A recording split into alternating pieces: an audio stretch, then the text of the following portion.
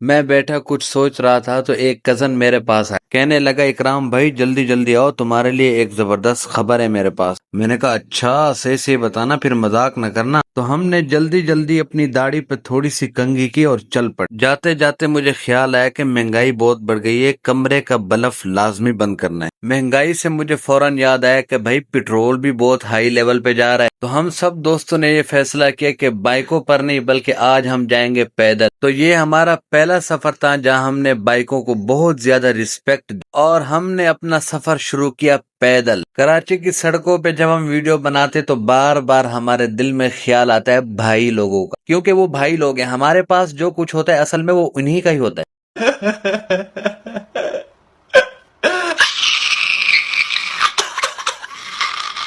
اگر ان سے راستے میں ملاقات ہو جائے تو ہمارا سامان ان کا، اگر ملاقات نہ ہو تو پھر ہمارا سامان ہمارا۔ شادی ہال پہنچ کر سب سے پہلے یہ دیکھا کہ یہاں پر لوگوں کی تعداد کتنی۔ ہمارا کیمرہ بتا رہا تھا کہ تعداد بہت زیادہ ہے، تم صرف اپنے کام پہ فوکس کرو۔